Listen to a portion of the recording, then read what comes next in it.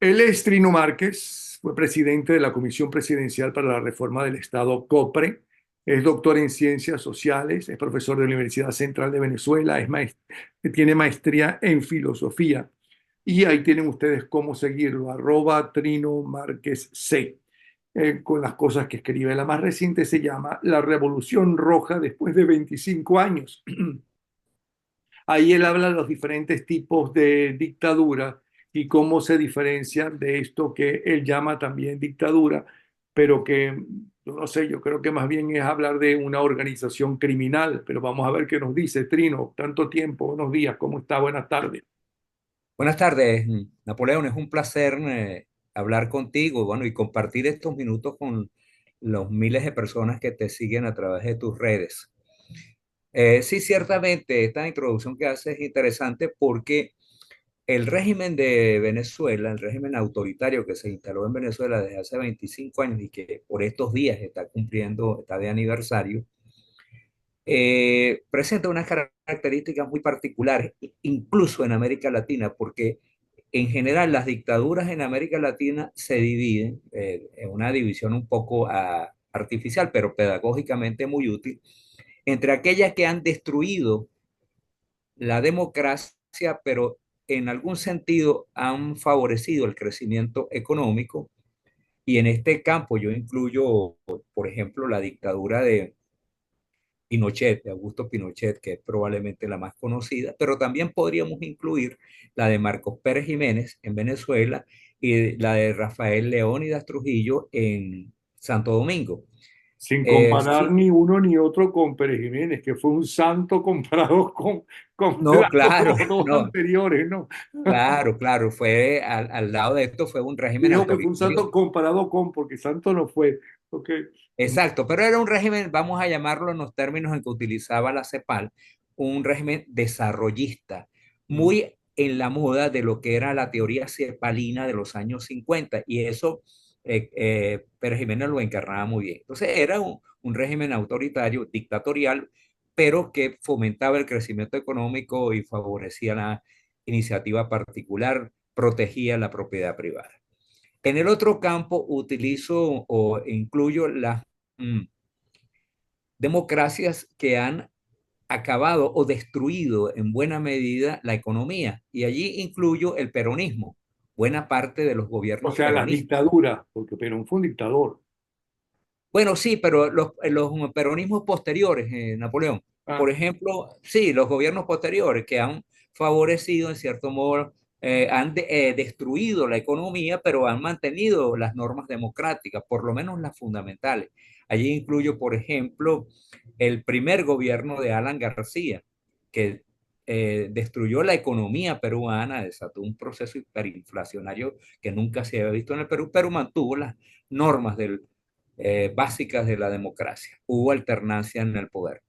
pero una Pero, cosa, yo no sé si tú sabes, pero gente que ha estado en los dos últimos años, sobre todo en el último año de la dictadura de Pinochet, porque hay gente que dice que no fue una dictadura. Si fue una dictadura, hubo más muertos. El propio Pinochet en privado decía que hubo en realidad mucho más muertos de los que realmente no sé si decir se acepto, necesitaban, ¿ok?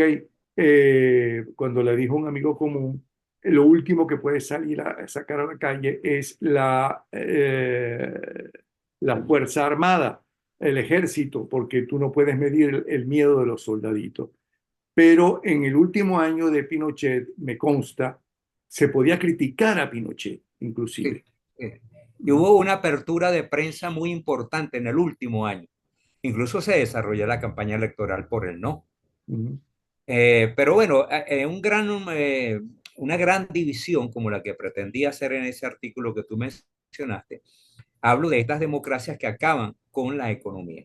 Pero hay un tipo particular de dictadura que acaba con la democracia y acaba con la economía. Y en ese modelo incluyo dos países fundamentalmente. Cuba, que fue destruida por Fidel Castro. Cuba era la isla con mayor desarrollo en el Caribe en el año 58. Algunos datos son interesantes. Por ejemplo, tenían la red de electrificación más amplia de todo el Caribe e incluso de algunos países de América Latina. tenía las mejores autopistas y carreteras, tenía televisión a color, que es un detalle Que ni siquiera importante Estados para... Unidos tenía, porque fue una prueba allí en Es, Cuba. Tenía exacto, en proporción de habitantes más camas en los hospitales que Estados Unidos. Estados Unidos, sí, cuando se compara la densidad. Bueno, ese es un caso patético porque la revolución dirigida por Fidel Castro destruyó a la isla, incluso destruyó su producto más importante, su petróleo, que era el azúcar. Hoy la industria azucarera cubana es una industria absolutamente marginal y lo es desde hace varias décadas. Y el otro modelo, el otro ejemplo que yo conozco es el de Venezuela, cuya economía fue destruida y cuya democracia también fue destruida.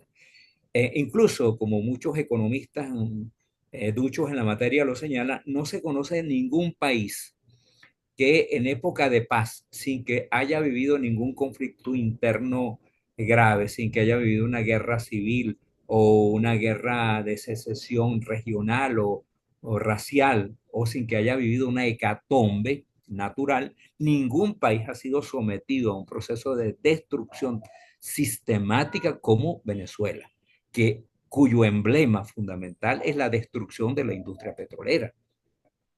Un dato incontrastable es que cuando Chávez llegó al poder hace 25 años, la producción de petróleo estaba alrededor de 2.700.000 barriles al día.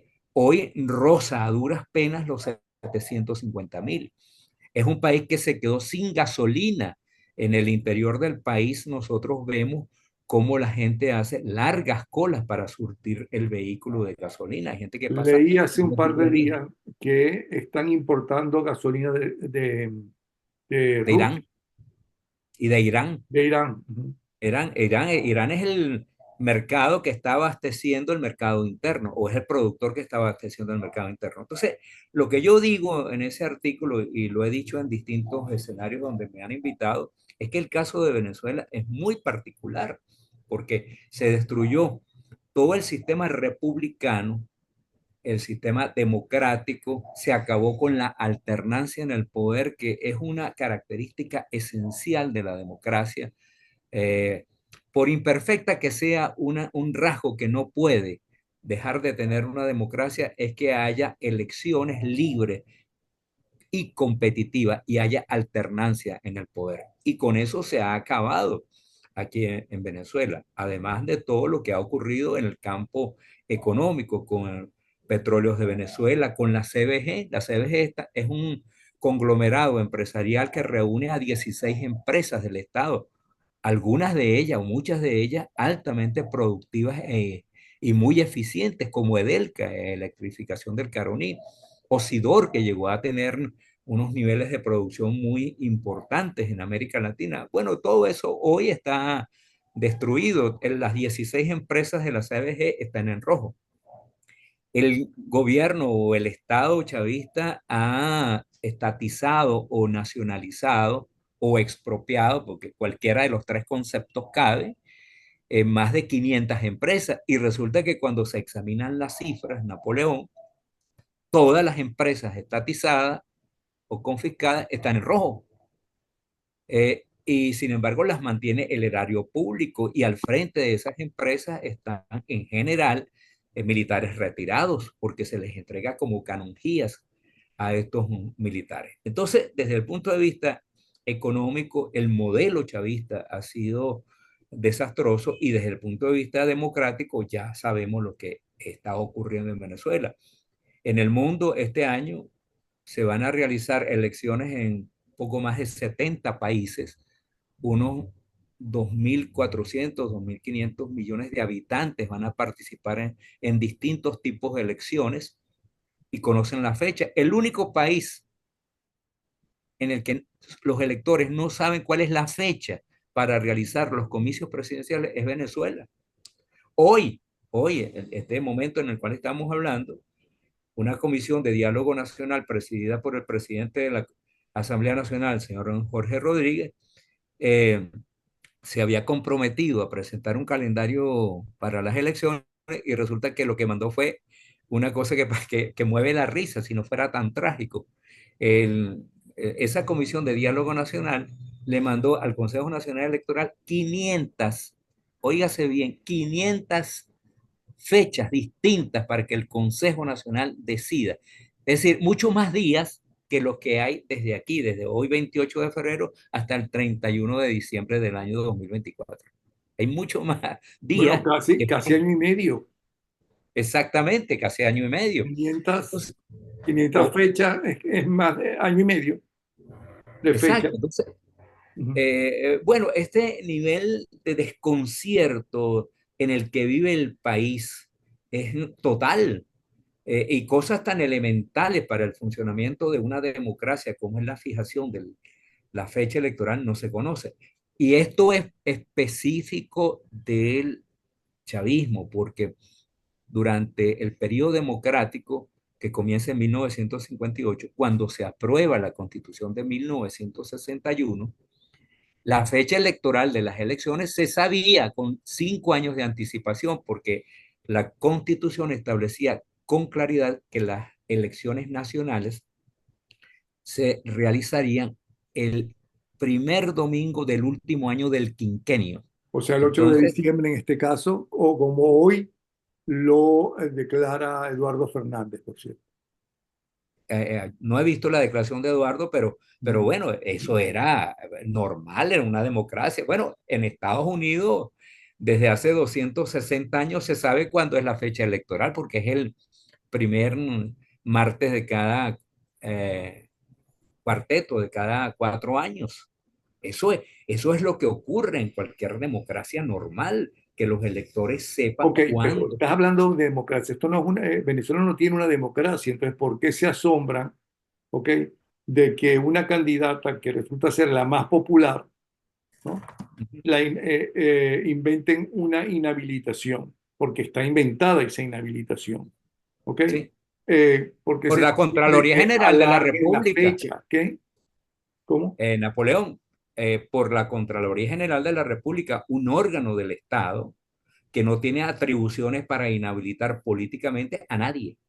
Ujú. Solamente se le puede aplicar una sanción administrativa sin consecuencias políticas y menos que se le prohíba, en Es el una caso de dictadura. María, a participar en los procesos electorales. Y esto solamente es explicable por el terror, el miedo atávico que le tiene Nicolás Maduro a María Corina Machado, porque María Corina no solamente sacó 2,5 millones de votos en la elección primaria del 22 de octubre del año pasado, sino que en las encuestas muestra un nivel de apoyo popular gigantesco y robusto, porque no es aluvional, no es que María Corina durante las últimas semanas ha venido conquistando el respaldo de las mayorías. No, esto es un fenómeno que viene ocurriendo desde hace por lo menos 2 años de manera sostenida. Y todas las encuestas revelan que María Corina cuenta con un amplio y profundo apoyo en los sectores populares, ya no las clases medias nada más, sino en los sectores Trino, populares. pero perdona, Trino, tú eres doctor en ciencias sociales y además tienes maestría en filosofía. ¿Y eso qué importa? Eso le importa a ellos. Ellos van a dejar su negocio y el narcotráfico y todas estas cosas que están haciendo porque María Corina sea la que el pueblo venezolano quiere que dirija el país.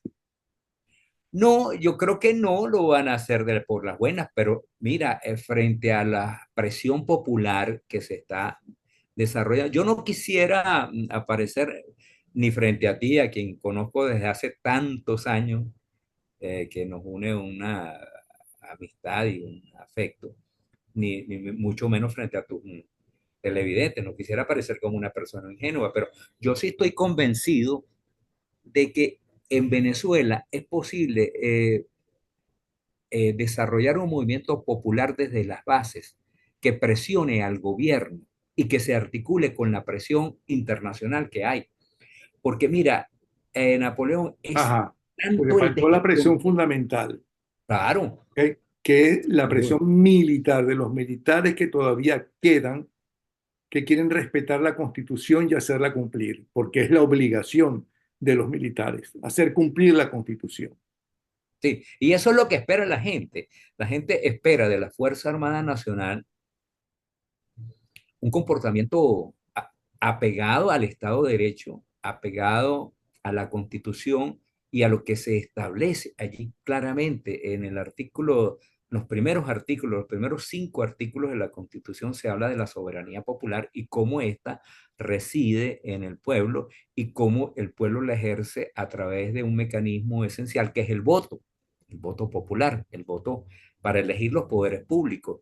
Y lo que le pide la gente, lo que le pide el pueblo normal y corriente, ese pueblo que sufre porque no recibe electricidad, porque no recibe agua potable, porque no consigue gasolina, porque va a los supermercados y sí hay productos en los anaqueles, pero no los puede comprar porque el costo de los alimentos en Venezuela y en general de los bienes y servicios es muy alto. Entonces, lo que le pide la gente a la Fuerza Armada es que simplemente se atenga a lo que dice la Constitución y la respete, y respete la soberanía popular y la decisión del pueblo de cambiar el gobierno.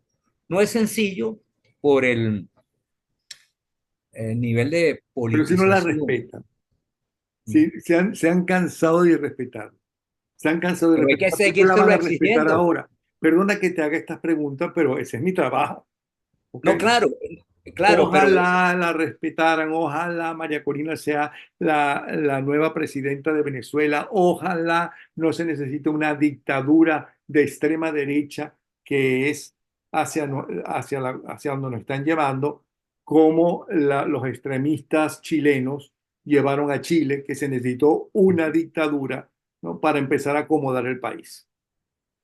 claro, yo creo que, O los fíjate, anarquistas españoles, ¿no? Que son claro, los responsables de todos los años de Franco. en buena medida, en buena medida, y la pugnacidad entre el anarquismo, los anarquistas y los comunistas condujo a ese desastre que fue el triunfo de Francisco Franco. Eso coincido plenamente contigo, Porque pero estaban hasta aquí de lo que está pasando, como los chilenos estaban hasta aquí de lo que estaba pasando en Chile con Allende, y más que con Allende, con los extremistas que estaban claro. perjudicando para empezar a Allende, que no era ningún santo, por cierto. Sí, lamentablemente creo que el presidente Allende le dio demasiado peso a su muñeca izquierda y pensó que podía controlar a los grupos de la ultraizquierda a través del diálogo, no quiso reprimirlo. Y resulta que hay momentos en los cuales quien ejerce la jefatura del Estado, el presidente de la República o el jefe del Estado, tiene que reprimir aunque hayan sido sus compañeros. No, Y y su eso, lamentablemente, admiración por Fidel Castro, que estuvo ahí varios días.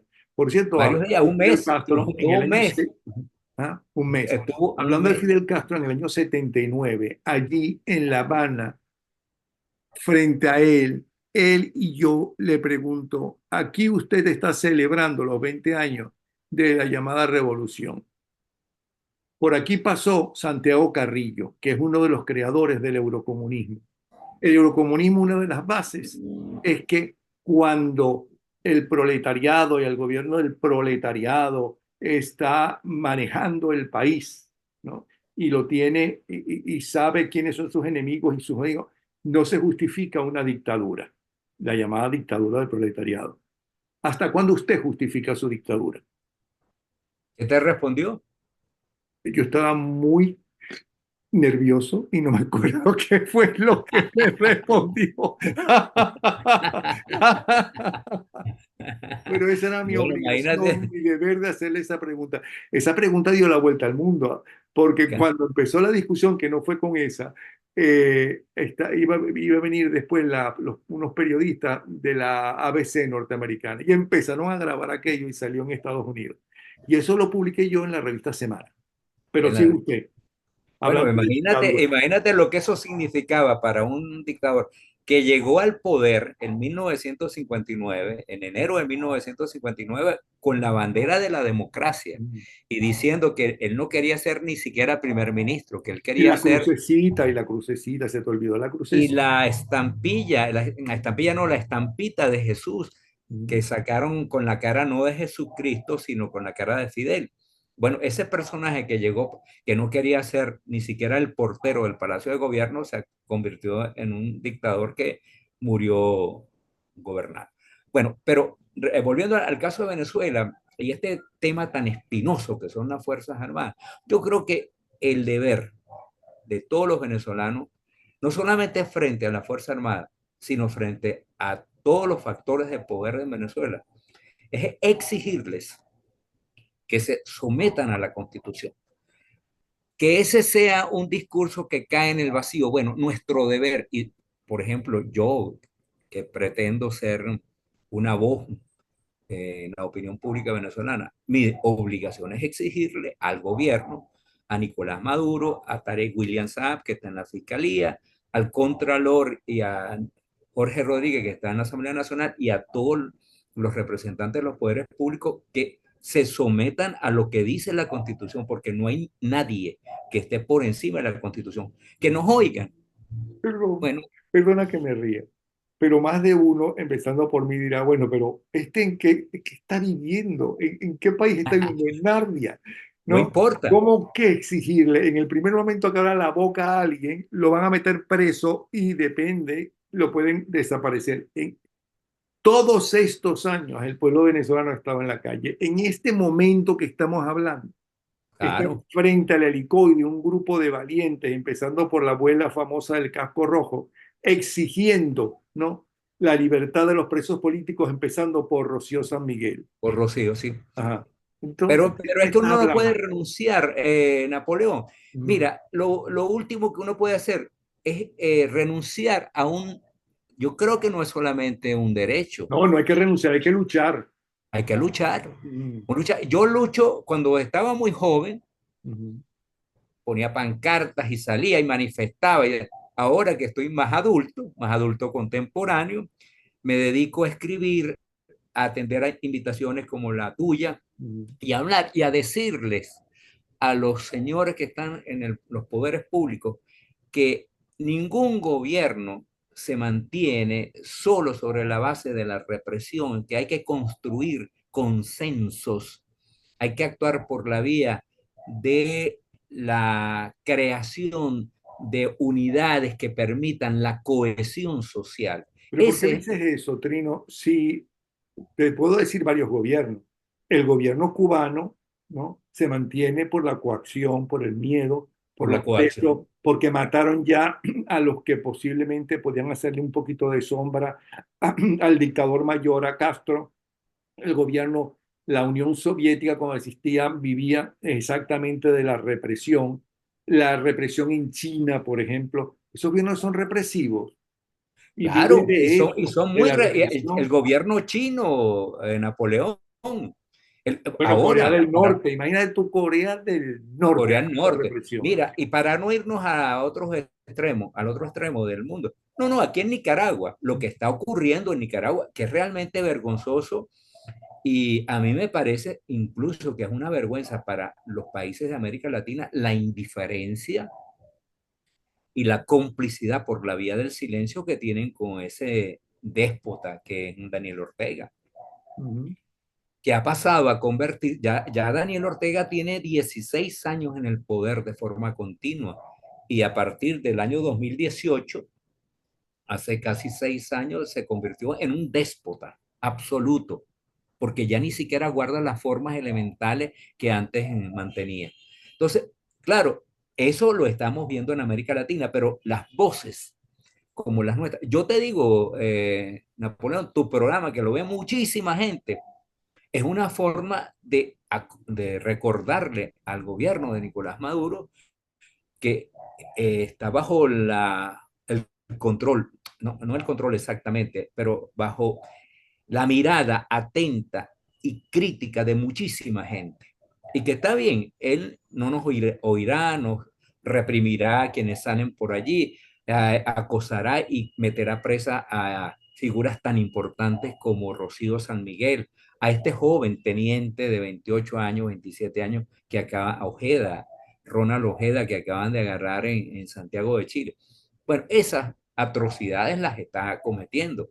No sabemos, yo no me puedo decir que Ojeda fue víctima de esto, pero pero oye, muy sospechoso la manera como ese joven desapareció. Ahora una cosa, Trino, antes de preguntarte cuál es la salida, que se debe preguntar mucha gente. Bueno, todo eso, sí, son informaciones, pero hay que saber quiénes somos y nuestro pasado inmediato para efectivamente ver cómo hacemos para no seguir así. Nuestros dictadores, los dos grandes dictadores que tuvo Venezuela, tanto Juan Vicente Gómez como Pérez Jiménez, fueron nacionalistas, es decir, hicieron cosas, tuvieron sus muertos, tuvieron sus torturados, ¿ok? Tuvieron los torturadores y tuvieron sus desaparecidos, pero jamás como esto. Y el país creció, fue creciendo, no tanto como luego que muere Juan Vicente Gómez, pero Juan Vicente Gómez, existe Venezuela por Gómez, porque él acabó con los caudillos, que es lo primero que tú podías hacer para instaurar un gobierno serio, centralista, en esa época muy importante y demás. Y Pérez Jiménez fue un gobierno nacionalista que creció el país. ¿Me explico? Pero ¿por qué llegamos a este desastre? ¿Qué significa este desastre? ¿Por qué es este desastre? Dímelo como filósofo y dímelo como sociólogo. Sí, no, es que esto no tiene explicaciones. Esto es que se instaló un grupo que considera que Venezuela es un botín, que había que repartírselo, se lo repartieron, pero en vez de lograr por lo menos mantener la estabilidad de algunas empresas básicas como el petróleo, lo que hicieron fue destruirla. Entonces es una combinación que es difícil caracterizar porque no es el populismo peronista, no es el maoísmo de Sendero Luminoso y de grupos que operaron en Perú y en Ecuador. Es una cosa, no es che guevarismo, porque, oye, con todo la crítica que se le formule al Che Guevara, por lo menos era un hombre de integridad moral, aunque fuese un Moral, si fue asesino. un asesino. Como era un asesino, exacto, era un asesino terrible, pero un A hombre que diferencia de vivía, Fidel Castro, a diferencia de Fidel Castro, que no iba a los fusilamientos que él mandaba hacer el Che Guevara, disfrutaba viendo los sí, sí, fusilamientos. sí, sí, sí, sí, sí. Aunque llevaba una vida muy modesta, e incluso su familia no se enriqueció, ni él mismo se Porque enriqueció. lo que Pero disfrutaba era el poder y la sangre. aparte de eso, es que esto es una mezcla tan extraña, Napoleón, de modelo. Este es un modelo único en el mundo. Yo no he conseguido un modelo que reproduzca ni siquiera la China de Mao Zedong que o el régimen de Pol Pot. Mira, yo me he dedicado durante muchos años a estudiar a ver qué puede, en qué modelo puede encajar esto que tenemos en Venezuela. Y es un modelo absolutamente exclusivo porque combina elementos del izquierdismo, del socialismo, del El fascismo. modo de producción que es simplemente indescriptible, porque aquí hay una aplicación de un modelo de neoliberal también. Aquí el ajuste, tú sabes sobre qué se ha hecho, sobre la ruina de nosotros, los trabajadores. Aquí desde cuando no se le aumenta a los profesores universitarios o a los profesores de educación media y primaria. Tenemos Pero tres yo años. quiero preguntarte una cosa. En los dos primeros años, Chávez quiso hacer cosas con el dinero que tenía, ¿ok? ¿No? Y logró algunas cosas, ¿ok? Bueno, construyó viviendas populares, no todos los que decían, ni mucho menos, pero trataba de hacer algo y trataba de aprender, porque a ver, para empezar no había trabajado en su vida, más que creo que en una cantina, no sé dónde. Entonces, pero un tipo tan brillante para hablar, para convencer, para engatusar, para jalar bola, como Fidel Castro, que es el gran adulante y chulo de la política latinoamericana del siglo XX. Es que no saben gobernar o lo hacen a propósito, que necesitan la miseria y arruinar los países para que todo dependa de su voluntad. ¿Cómo entiendes tú esto? Porque en Venezuela Mira, no ese es funciona un modelo, nada. ese tema es muy interesante porque, primero, acuérdate que en el fondo de algunos de estos grupos, de algunos de estos personajes, está el marxismo como sustrato ideológico. ¿Y Ujú. qué dice el marxismo? El marxismo no cree en la división del trabajo, por lo tanto no cree en la meritocracia, sino en la mediocracia, más bien. ¿Qué es lo que exige? ¿Qué es lo que ha exigido este gobierno?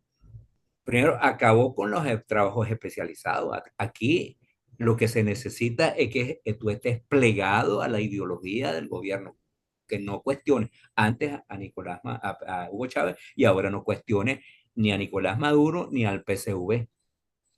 Tú tienes o no competencia, tú tienes o no habilidades, tú eres un buen gerente, eso no importa, lo que importa es que tú seas un incondicional. Y en ese sentido lo que han construido es una especie de ideocracia, Pero porque les lo que interesa importa, para algo el pueblo, el bienestar del poco, pueblo. no poco, poco, poco, poco, más allá del lenguaje, al pueblo es para utilizarlo, para hacer elecciones mediatizadas, para clientelizarlos, para ilusionarlos con promesas que nunca se cumplen, pero un trabajo efectivo de gobierno. Mira, Napoleón, ¿desde hace cuánto tú no oyes que se reúna el gabinete ejecutivo y que haya un ministro que le informe a la nación de lo que decidió el Consejo de Ministros? Dime, tú que eres un periodista tan informado, ¿alguna vez has visto en los últimos años que eso ocurra? ¿Hay algún ministro que le informe a la nación que se adoptó un plan, que se aprobó un presupuesto y 3 meses después o 6 meses después haga un balance de qué ha pasado con ese presupuesto que fue asignado para alcanzar esos Pero objetivos? no puede haber ¿Alguien? alguien en ese grupo de delincuentes que les guste robar, les guste tener una vida sabrosa para después disfrutar del dinero que se robó, que quiera dejar para la conciencia de sus herederos, de sus nietos, de sus bisnietos, que digan, bueno, cuando él estuvo al frente de tal ministerio o de tal cosa, logró esto, esto y esto. No existe nadie Que que quiera, pareciera que ese no es no, su problema. pareciera que ese no es el problema. El problema es, yo creo, primero, plegarse a las directrices de Nicolás Maduro y de Diosdado Cabello, de Jorge Rodríguez, ahora que forman parte de ese triunvirato, pero tener un proyecto propio que sea, que implique la meritocracia, que implique contar con profesionales comprometidos con el porvenir del país, con la formación. Fíjate lo que está ocurriendo en la educación, Napoleón, lo que está ocurriendo en la educación es realmente grave. Yo he estado dando clases durante 50 años y a mí lamentablemente me estaban llegando estudiantes que no sabían leer bien y que no podían articular durante 30 segundos, que era un ejercicio que yo realizaba, que hablaran 30 segundos de manera fluida. Estás hablando de, Eh, de estudiantes universitarios. Estoy hablando de estudiantes universitarios y más grave aún, de estudiantes en el doctorado en ciencias sociales, que les pedía que una exposición evitaran las muletillas y los lugares comunes y las Entonces, repeticiones. perdona, nos quedan 2 minutos, ¿ok? Como sociólogo, ¿cómo interpretas lo que está viviendo el pueblo venezolano? Como Bueno, sociólogo, como una debacle. Porque, mira, como yo estoy viendo filósofo, la, ¿cuál es la filosofía del régimen? no, es una filosofía que, primero que no es una filosofía, decir lo que está ocurriendo en Venezuela y atribuirle rasgos filosóficos, yo creo que es una cortesía. Esto es realmente una piratería. Aquí nadie puede articular cuatro ideas coherentes acerca de un modelo. Aquí lo Como que se demócrata, ¿tú crees que la oposición democrática está por el camino correcto? Yo creo que sí, y el apoyo a María Corina, yo creo que hay que mantenerlo hasta el final. Como ella dice, es activar los núcleos de resistencia popular, la protesta, Como invitar a la gente. venezolano, ¿cuál es la salida que ves? Mira, la salida es la democracia, es exigirle al gobierno que Pero un gobierno acepte. democrático, ya me dijiste que es la democracia, pero un gobierno democrático que se nos acaba el tiempo, puede solucionar, ¿no? Desde Miraflores, el caos que hay en el país, el Sí, narcotráfico claro, que hay en el país, los por grupos supuesto. terroristas que están en el país. Un gobierno democrático, sí, porque un gobierno democrático obtendrá todo el apoyo del planeta para resolver los problemas. Y vendrán numerosos venezolanos al país que se han formado en Venezuela o que se han formado en el exterior a contribuir a la reconstrucción nacional. De eso no tengo absolutamente ninguna duda. Un país, un gobierno democrático, en pocos años puede rehacer al país. En términos económicos, reducir sensiblemente la pobreza y tener de nuevo una república con poderes independientes y equilibrados. Eso es posible lograrlo en muy poco tiempo. Gracias, Trino. Trino Márquez fue presidente de la Comisión Presidencial para la Reforma del Estado, COPRE, donde se trató de actualizar el país, pero había muchos problemas y muchos enemigos con fuerza. Doctor en Ciencias Sociales, profesor titular de la Universidad Central de Venezuela, 50 años, se le salió la edad, aunque tiene cara de tener 45, y Gracias. tiene maestría en filosofía y tienen cómo seguirlo. Gracias, sí. Un abrazo, Trino. Un abrazo, Napoleón, Nos un vemos. saludo para tus televidentes. Chévere.